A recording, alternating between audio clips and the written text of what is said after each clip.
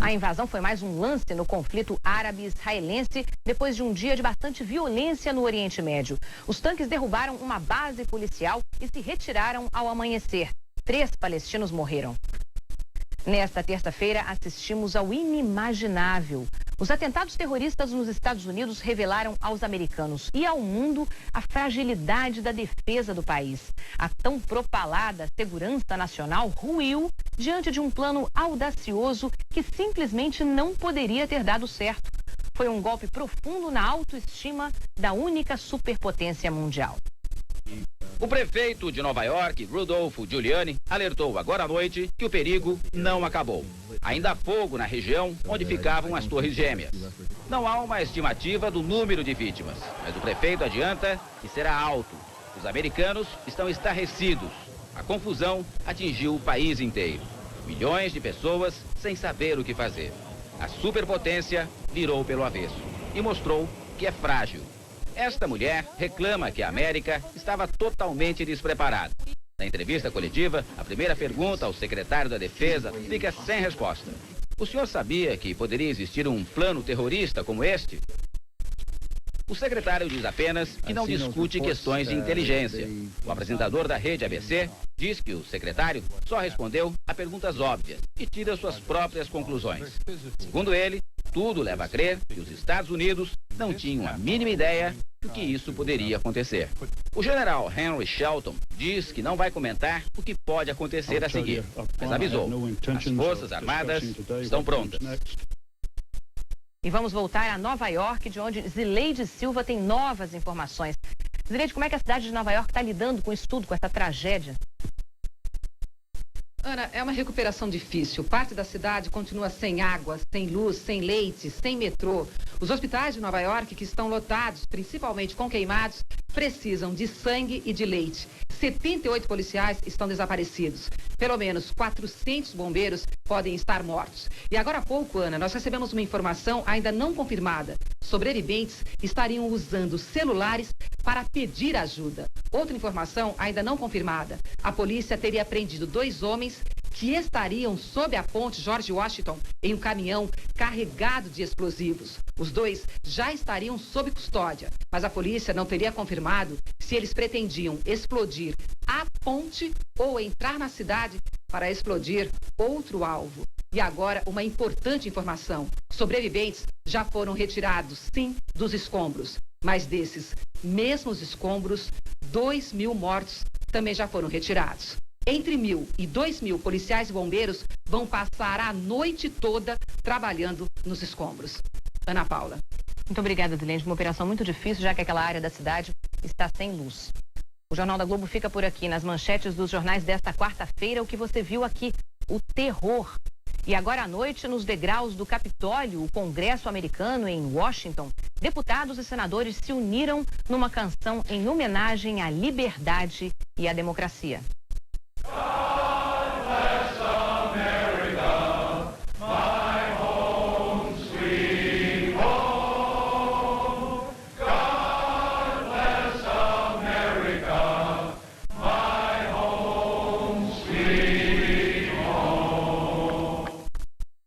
Ainda há muitas perguntas a responder. Como isso pôde acontecer? Por quê? Como pôde falhar a segurança americana? Mas uma coisa é certa, a história mundial é outra daqui para frente. Amanhã a gente volta. Até lá.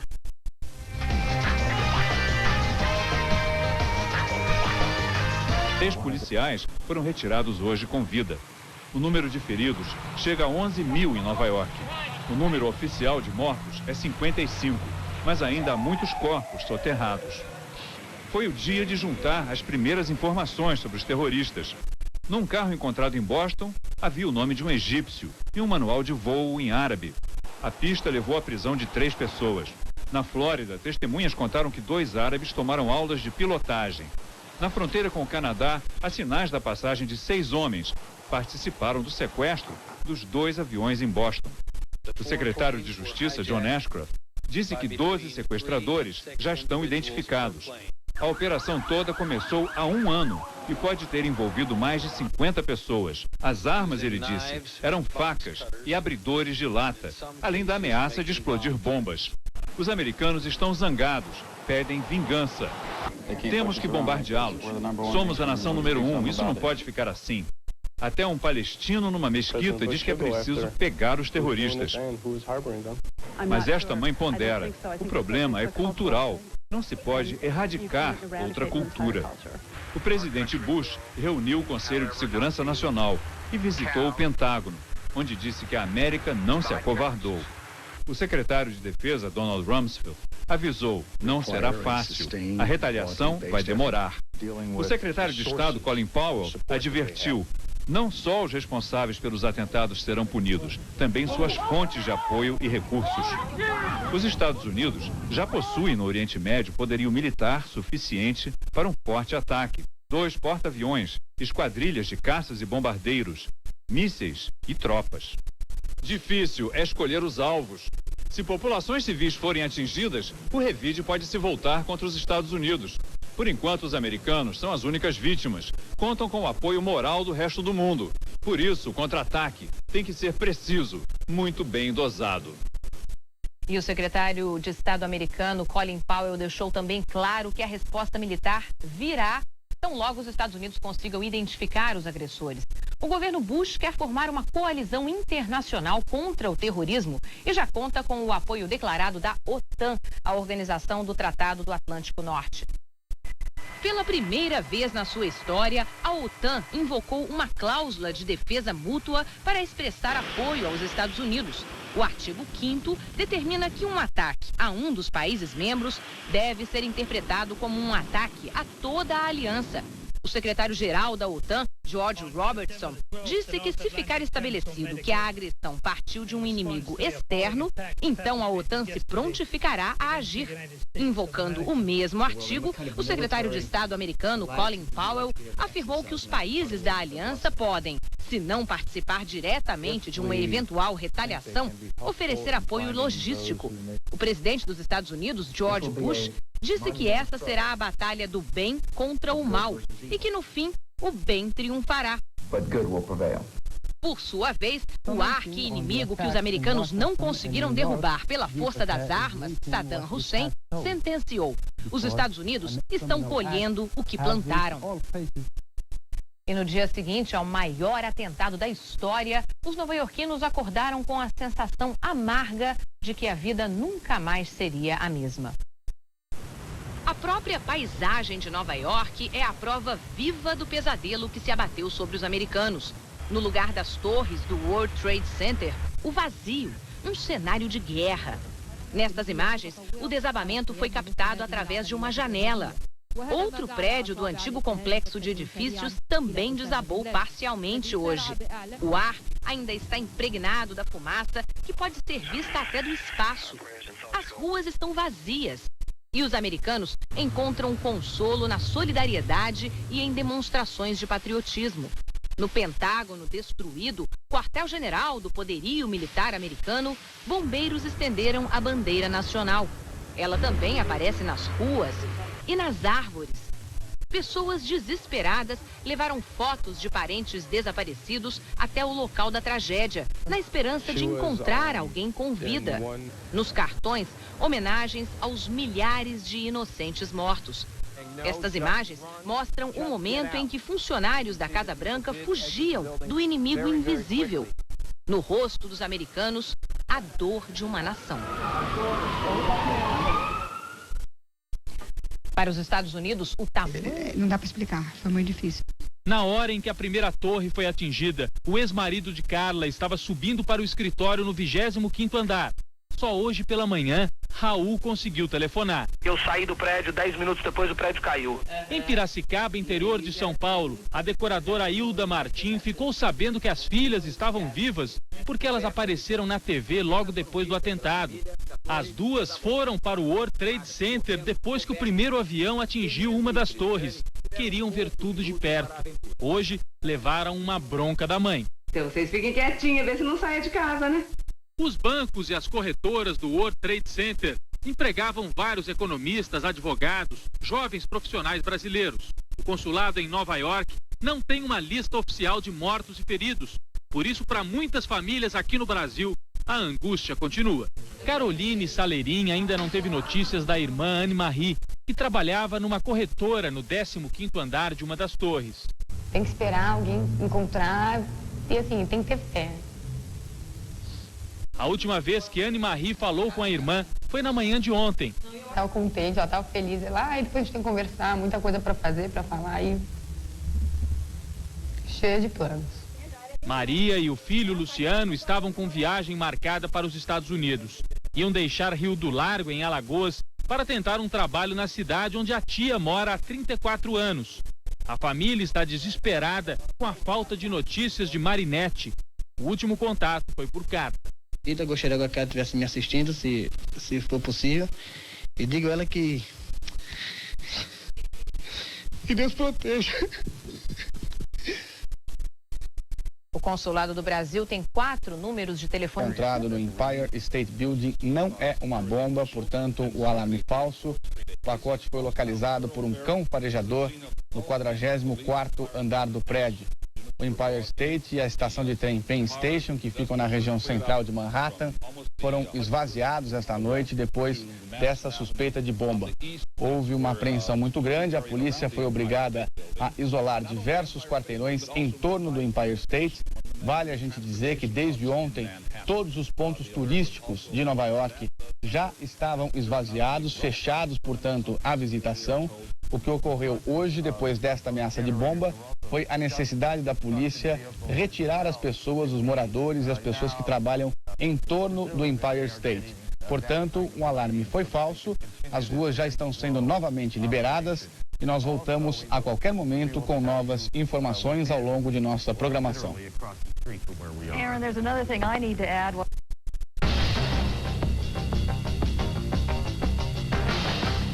Integrantes da Guarda Nacional estão sendo mobilizados para o contra-ataque. Nos escombros dos prédios destruídos, a solidariedade se mistura à angústia e à esperança de ainda encontrar sobreviventes. E hoje chegou a Nova York o primeiro voo que partiu do Brasil depois da tragédia no World Trade Center. Nossos repórteres acompanharam a ansiedade de um brasileiro que foi reencontrar a mulher e a filha. Ele passou o dia tentando entrar em casa e fica a poucos metros das torres destruídas. Entre tantas demonstrações de patriotismo, uma discreta bandeira de um brasileiro. Um desespero diário de não poder vir, ir para o aeroporto e tal, o aeroporto fechado, as aerolinhas não estão voando, foi terrível. Oscar finalmente chegou de São Paulo no primeiro voo do Brasil direto para Nova York desde os atentados de terça-feira. O executivo, que hoje mais parece um turista, tem um apartamento a apenas 2 quarteirões de onde estava o World Trade Center. Ninguém podia acreditar que aqueles 2 prédios iam cair. É inacreditável, é inconcebível que aqueles 2 prédios viessem a cair. Por sorte, pouco antes das torres desabarem, a mulher de Oscar apanhou a filha no berçário que ficava no térreo do World Trade Center. No caminho de casa, Oscar vê helicópteros militares. Passa por bloqueios e muitos carros de polícia. Pelo visto, desse ponto aqui a gente não consegue passar. O Oscar está tentando negociar com o pessoal do Exército, mas infelizmente a gente não tem autorização. Tá até pedindo para a gente sair, eu vou sair aqui para trás. Tá vendo como é difícil conseguir chegar até próximo ao prédio que desabou. O prédio do Oscar é exatamente aquele ali, olha. O prédio marrom. Ele morava quase em frente ao World Trade Center. Ele tenta agora conseguir pelo menos chegar em casa para retirar um pouco das roupas que ele deixou no apartamento e também pegar até mesmo documentos pessoais dele e da mulher. Com o soldado, não tem jeito. Oscar é instruído a procurar um posto policial. Paciência é tudo nessa hora. E determinação. Mais 1 quilômetro de caminhada e a recompensa. Este aviso da polícia diz que os moradores vão poder visitar suas casas. E tem muita gente na situação de Oscar. Eles se dividem em grupos de 50. Algumas pessoas carregam caixas para pegar os animais de estimação deixados para trás na hora da fuga. Esta mulher tem uma única caixa para 2 gatos e 11 tartarugas. Será que eles estão bem? Espero que sim, diz ela. Oscar passou apenas 15 minutos no apartamento, o suficiente para apanhar roupas da mulher e da filha, dinheiro e passaportes. A impressão que dá quando você olha de dentro é como se alguém tivesse jogado uma pá de areia na tua janela. Então tem bastante areia dentro de casa, mas nada que um dia de faxina não resolva. Nós tentamos falar com a família toda, Mas, ainda em estado de choque, a mulher de Oscar não quis aparecer. A família está morando na casa de uns amigos. Tenta se refazer do susto, enquanto decide se continua em Nova York ou volta para o Brasil. A gente vai tentar, na medida do possível, trazer aos poucos a vida de volta ao normal. Mas vida nova, no estalar de dedos, é impossível. É impossível. O repórter César Tralli e uma equipe da TV Globo embarcaram no avião que levou Oscar e outros brasileiros a Nova York. A classe econômica do voo 950 da American Airlines estava praticamente vazia. A maioria dos passageiros era de americanos que foram ao Brasil a trabalho e agora voltavam para casa. Não havia nem 10 brasileiros no voo. A tripulação estava visivelmente nervosa e abatida. Com muito cuidado, nós pedimos autorização para gravar imagens dentro do avião durante o voo.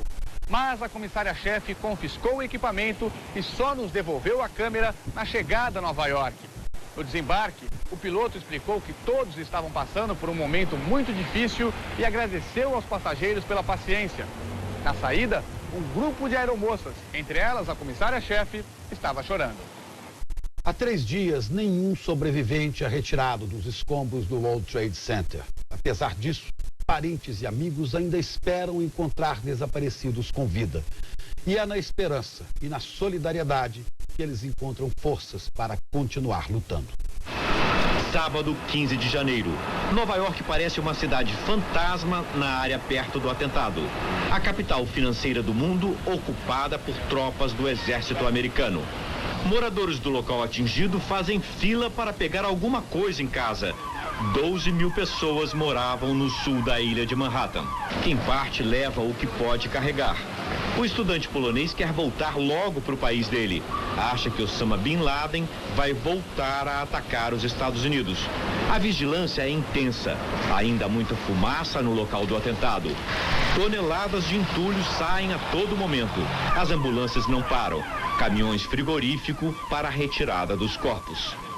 As caixas pretas dos 2 aviões que se chocaram contra o World Trade Center, que ficava ali atrás, ainda não foram encontradas. Mais de 4.700 pessoas continuam desaparecidas. A esperança de parentes e amigos é que elas não tenham morrido no atentado, que elas estejam em estado de choque, perderam a memória e estejam vagando pela cidade. Por isso, espalham cartazes como este, pedindo para quem os vir que telefone, que deem notícias. Uma irmã, um namorado, um pai, um primo, um filho, quem sabe contando como são, explicando alguma característica única, ela ou ele será encontrado.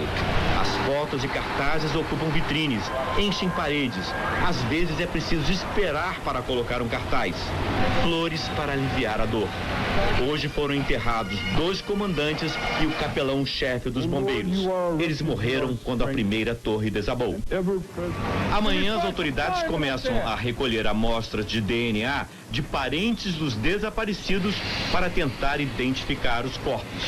Com as cores da bandeira americana no uniforme, os bombeiros continuam indo à luta. As equipes de socorro se revezam. Para elas, luvas, roupas limpas, produtos de higiene num caixa automático. São doações do país inteiro. Além de doar alimentos, roupas, artigos de higiene e até dinheiro, os americanos estão se oferecendo como voluntários para ajudar nos trabalhos de resgate. Aqui é um exemplo do que está acontecendo. São tantas as pessoas querendo ir para o local do atentado que a Prefeitura de Nova York já avisou. Não há mais como usar tanta boa vontade e solidariedade. O excesso de gente representa um risco para a segurança. A organização lembra tempos de guerra. Todos querem dar algum tipo de auxílio. O cartaz diz que não há mais espaço para guardar as doações. As filas de voluntários estão por toda a cidade. No maior centro de convenções de Nova York, são milhares. Mary veio de outro estado. O filho dela é bombeiro e está há 5 dias trabalhando nos escombros. A mãe se preocupa, mas também se orgulha. Somos americanos, estamos unidos e vamos vencer mais esta etapa.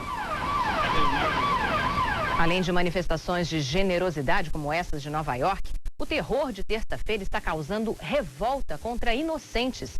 E hoje a Polícia Federal Americana mostrou onde estavam sentados os terroristas que sequestraram os 4 aviões usados nos atentados. a primeira torre atingida por um avião da American Airlines. Segundo o FBI, 2 dos sequestradores estavam nos assentos 2B e 2A, logo atrás da cabine dos pilotos. Os 2 também eram pilotos. E o que estava na poltrona 2B faria parte da organização terrorista de Osama Bin Laden. Ele tinha acabado de chegar da Arábia Saudita há apenas 2 semanas e deixou com a família um bilhete suicida, diz o ex-chefe da divisão antiterrorismo da CIA. No mesmo avião, um pouco mais atrás, outros 2 terroristas, nos assentos 8D e 10B. No 8D, ele, piloto treinado na Flórida e que já estava na lista de suspeitos do FBI de ter envolvimento com atos terroristas. Ao lado dele, na poltrona 8G, outro piloto treinado na Flórida. No avião da United Airlines, que atingiu a segunda torre, mais um piloto. Ele, treinado na Flórida. E outros 4 terroristas. Todos moravam na Flórida. É incrível, 19 pessoas se suicidando. O avião da American Airlines, voo 77, atingiu o Pentágono, com 5 terroristas a bordo. 2 nos assentos 12B e 12A, mais um no 5F. Já o avião da United Airlines, que caiu na Pensilvânia, levava 4 sequestradores, todos moradores da Flórida. Mas os 19 terroristas suicidas eram do Egito e da Arábia Saudita. E o FBI já mandou para Washington a segunda caixa preta do avião que caiu na Pensilvânia, a caixa que registra o diálogo dos pilotos. E os investigadores estão animados. Ela parece estar em boas condições.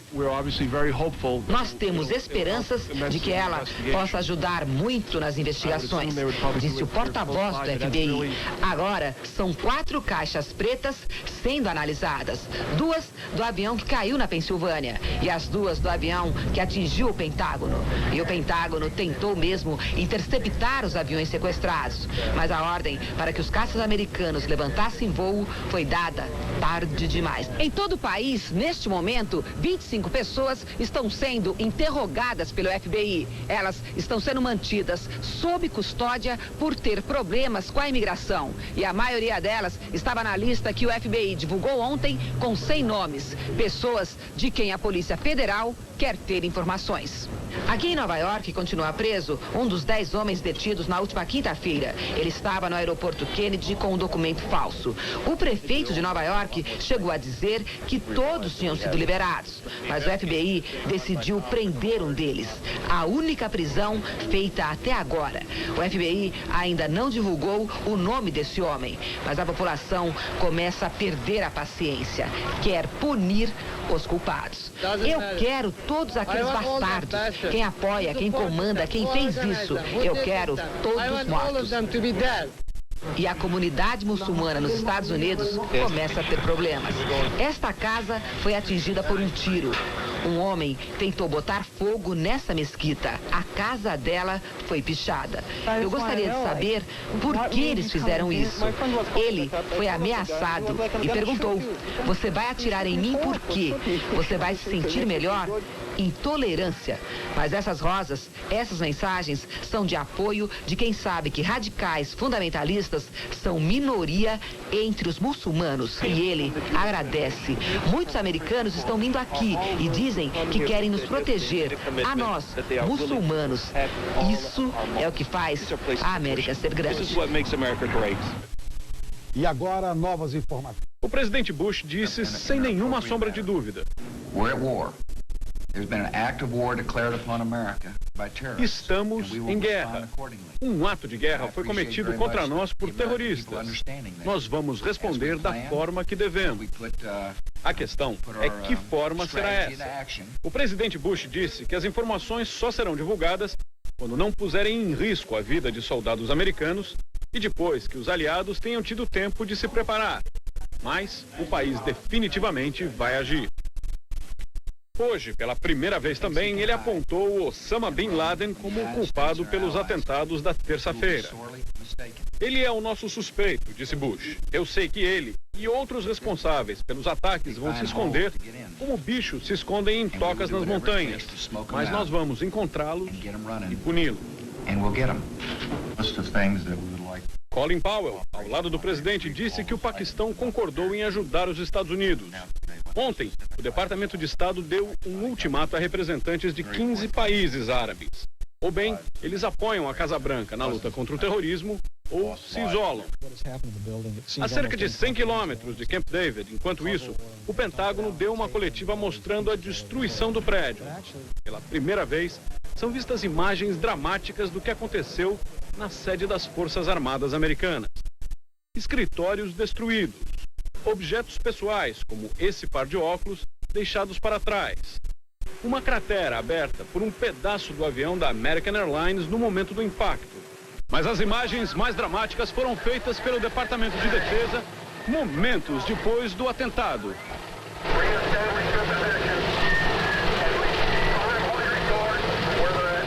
Os engenheiros dizem que a tragédia só não foi pior porque essa parte do Pentágono estava em reconstrução. Havia pouca gente e várias paredes tinham sido escoradas com vigas de aço, o que impediu desabamentos ainda maiores. Já foram contadas 189 vítimas. Temia-se que esse número pudesse ser de mais de 800. Por precaução, o Aeroporto Nacional em Washington vai ficar fechado indefinidamente. Ele simplesmente está muito próximo à Casa Branca e ao Pentágono, dentro do esquema de segurança do momento. Mas se aqui os aviões estão no solo, em bases militares em todo o país a situação é a oposta. Em pelo menos 26 bases, jatos de combate que protegem o país estão constantemente abastecidos com mísseis armados e pilotos a metros de distância nos seus macacões pressurizados. Recebendo uma ordem, eles estão no ar, prontos para ação em 15 minutos. Os fundamentalistas islâmicos que controlam o Afeganistão ameaçam atacar os vizinhos que colaborarem com os Estados Unidos. Os 3 países que reconhecem o regime talibã começaram a dar sinais de que, se a guerra estourar, se manterão neutros ou apoiarão os americanos. Fechar a fronteira com o Afeganistão, cortar o fornecimento de combustível, permitir o uso do espaço aéreo e fornecer as informações da inteligência secreta. Esses foram alguns dos pedidos feitos pelos Estados Unidos ao Paquistão. Ainda não está claro quais serão aceitos, mas o ministro paquistanês das Relações Exteriores disse que concordará com tudo desde que as Nações Unidas aprovem. E avisou também que o país não pretende fazer parte das operações antiterroristas fora de seu território. Uma resposta à ameaça feita hoje pelas lideranças afegãs do Talibã. Quem se aliar aos Estados Unidos corre extremo perigo, mesmo se for um irmão muçulmano. O Paquistão é um dos 3 países que reconhecem o governo do Talibã. Os Emirados Árabes Unidos são o segundo e disseram estar revendo seus laços com a milícia fundamentalista. O terceiro país, a Arábia Saudita, é a terra natal de Osama Bin Laden. Hoje, a família dele, que já cortou relações com o terrorista, mandou condolências às vítimas dos atentados. O receio de retaliação também é sentido no Iraque, país que conheceu o poder de fogo americano na Guerra do Golfo. Através de uma carta, o presidente Saddam Hussein pediu aos Estados Unidos que usem o bom senso e não a força. Mas o medo maior é do Afeganistão, alvo certo por hospedar Osama Bin Laden. A informação que o terrorista estaria nas montanhas afegãs é do presidente deposto do Afeganistão. O povo, que já sofre com guerras internas há séculos, tenta abandonar o país. Mas há muitos que nem sabem o que se passa por lá. Rádio, televisão, internet, música, tudo é proibido no regime do Talibã. A milícia fundamentalista usa a religião para se manter no poder e exige que os afegãos fiquem para defender o país, mesmo que seja com a própria vida. Por outro lado, o governo afegão pediu aos estrangeiros que deixem o país. O único brasileiro que estava lá já saiu, mas há outros 30 vivendo no país vizinho, no Paquistão. E segundo o diplomata Abelardo Arantes, até agora nenhum procurou pela embaixada brasileira. Muitos desses brasileiros, na verdade, já estão tão enraizados no Paquistão que provavelmente eles jamais deixariam o país, mesmo que haja uma conflagração. Aqueles brasileiros que estão aqui por um período curto, 2 anos, 3 anos, teriam nenhum maior interesse em sair. Mas, de qualquer maneira, caso haja alguma comoção no país, a embaixada procurará entrar em contato com tantos brasileiros quanto possível. E o Irã anunciou hoje que fechará a fronteira com o Afeganistão. O governo quer evitar a entrada de refugiados afegãos em caso de ataque americano. Na Europa, a Grã-Bretanha lidera o movimento de apoio aos Estados Unidos. Medidas de segurança estão sendo tomadas no continente à espera do contra-ataque americano. $1 milhão. Sustentar e treinar 50 terroristas durante um ano só pode ter custado um valor parecido com esse, dizem especialistas em segurança. O resultado é que foi caro. Agora os Estados Unidos se preparam para gastar $40 bilhões na reconstrução e na vingança de mais de 5 mil vítimas do terror. Dependendo dos alvos escolhidos, uma reação americana pode empurrar o planeta para um conflito mundial e repetir para os americanos a triste experiência do Vietnã. A investigação dos atentados aponta para o líder terrorista Osama Bin Laden, que vive no Afeganistão sob proteção do governo fundamentalista Talibã. Preocupados com os desafios de escolher e atacar os alvos da sua resposta, os americanos tentam se cercar de apoio político e militar.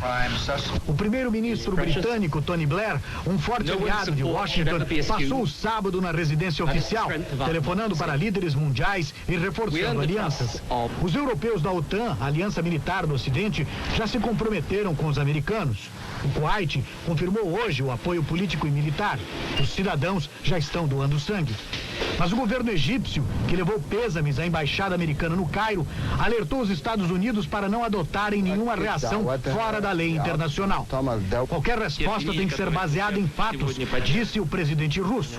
Para Vladimir Putin, a comunidade internacional não pode agir como bandidos que atacam pelas costas. Enquanto isso, os responsáveis pelos atentados continuam desaparecidos. Na Alemanha, um milionário ofereceu $10 milhões por pistas de Bin Laden, mas a polícia só conseguiu recolher documentos na casa de um dos suspeitos. Zihad Samir Jarrah, 26 anos, era engenheiro e aprendeu a pilotar nos Estados Unidos. No Líbano, a família dele duvida das acusações. O tio do suspeito diz que Zihad não tinha envolvimento político. Devia ser apenas um passageiro do avião que caiu em Pittsburgh. A Grã-Bretanha teme ser o próximo alvo do terror. O governo já pensa em exigir guardas armados dentro dos aviões e cabines blindadas para os pilotos. Medidas que, se implantadas, seriam rapidamente copiadas pelo resto da aviação internacional. Os terroristas podem ter mirado nos Estados Unidos, mas certamente estão afetando quase o mundo todo. O prêmio da Alemanha de Fórmula Indy e teve as pernas amputadas. A batida aconteceu a 11 voltas do final da corrida. Alessandro Zanardi rodou na pista e foi atingido violentamente pelo carro de Alex Tagliani. Zanardi deixou o autódromo de Lausitzring em coma e com as pernas dilaceradas. Durante a cirurgia de 5 horas no hospital de Berlim, os médicos decidiram pela amputação. Zanardi, de 34 anos, correu 5 temporadas na Fórmula 1. Surpresa! Vários da calçada e tomar um chope. Passear o cachorro ou sair com a filha, a pátria na cabeça. Um dia bonito para namorar ou levar os bebês para tomar sol. Mas a tragédia ainda está na memória. Eu nunca mais vou ser a mesma depois que vi a segunda torre desabar. Dia de levar flores para lembrar os bombeiros mortos. Para um minuto de silêncio e emoção. Mãe e filha conheciam 30 bombeiros. Todos se foram, uma companhia inteira. Chorei 2 dias seguidos. Nova York, aos poucos, volta ao normal. Mas alguns lugares, sempre movimentados, como Times Square, ainda estão vazios. Velas e bandeiras não deixam esquecer. Nada será como antes. Os museus reabriram com entrada gratuita, mas nem assim atraíram muita gente. Quem leva turistas para passear teve um dia de folga. O movimento nas lojas, nos restaurantes, foi pequeno. Com a fumaça do World Trade Center logo ali, não dá para relaxar. O povo ainda está muito balançado, é uma coisa... Não sei, o povo não está com vontade de comer, não está com vontade de beber, não está com vontade de fazer nada. Na Rua dos Brasileiros, a 46, tudo parado. Turista nenhum, só o pessoal que estava na cidade e tentando desesperado voltar para o Brasil, mas turista brasileiro não tem mais na rua. O Empire State voltou a ser o prédio mais alto de Nova York com a queda das torres. Hoje foi reaberto aos turistas. Vai ser difícil se acostumar à nova paisagem, com o vazio deixado pelo World Trade Center. Na cidade, onde os estrangeiros são metade da população, não é preciso ser americano, nem sequer falar inglês para ganhar a bandeira. Afinal, é de graça. É tão triste. Daqui a gente viu os prédios caírem. De repente, o silêncio é quebrado por uma banda de música. Eles tocam Deus Abençoe a América e atravessam a cidade de um lado ao outro.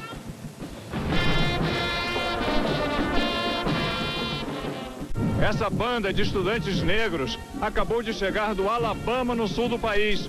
Eles dirigiram a noite toda para trazer solidariedade aos nova-iorquinos. Mesmo depois de 24 horas na estrada, eles ainda têm muito fôlego. As paz, ela explica, são símbolo do apoio a quem está reconstruindo a cidade. No caminho, eles despertam reverência e emoção. Vieram de tão longe para dizer a Nova York: queremos ver vocês de volta à vida.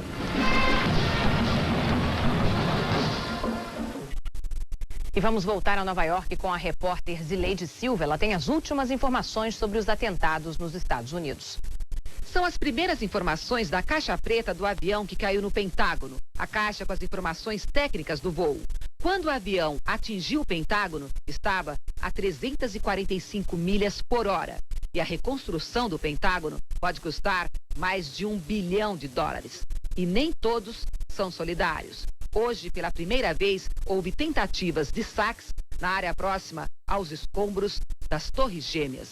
E na próxima segunda-feira, quando as bolsas forem reabertas, os corretores